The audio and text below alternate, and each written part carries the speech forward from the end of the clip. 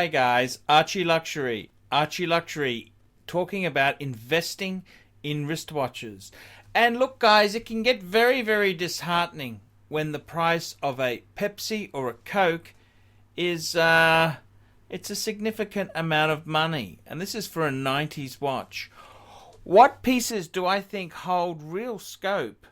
And I got to tell you, there's a newbie in the market who I think could be worth taking a punt on.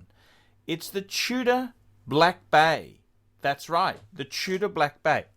And it ain't exactly the current model. It's the previous ETA version of the piece. Now, the ETA version is, you can recognize it by the rose emblem on the logo, and the bottom text is a smiley mouth. That text there is, it tells you that the movement is actually the ETA movement.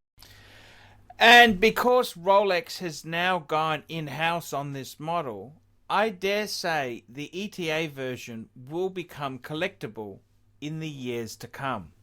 Now, I know a few watch dealers who are actually putting away Tudor ETA Black Bays.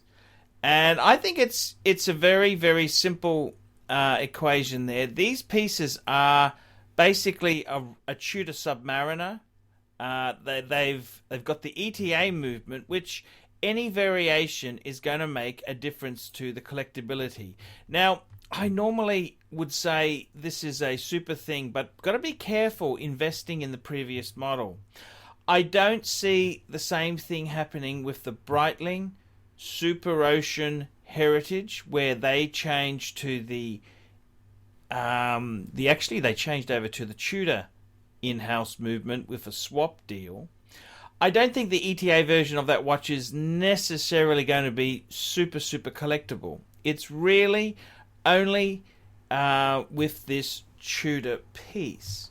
Now, I really do think if you're after a very newish piece, something you can use and enjoy, but has a possibility of becoming an investment gem, I think the Tudor Black Bay may be the way to go. Now, there are a few Black Bays there. There's the black version, the black bezel, I should say. There's the burgundy bezel version, and there's also the blue version.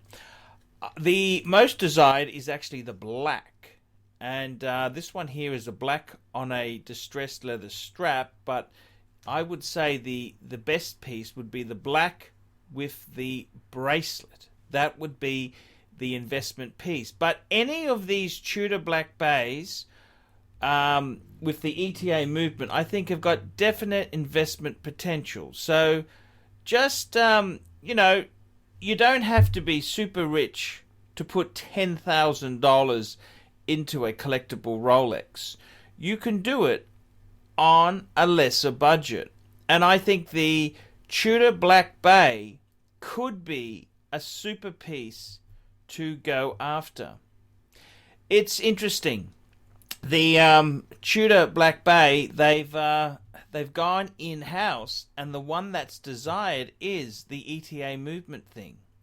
Now, ETA itself there, they are getting very, very restrictive on who they supply movements to. So there's a lot of manufacturers who've gone to Sellita, which is a little bit of a shame. So you may see a few pieces in the market which use ETA movements actually become quite collectible. This is something that you would possibly not have imagined 10 years ago.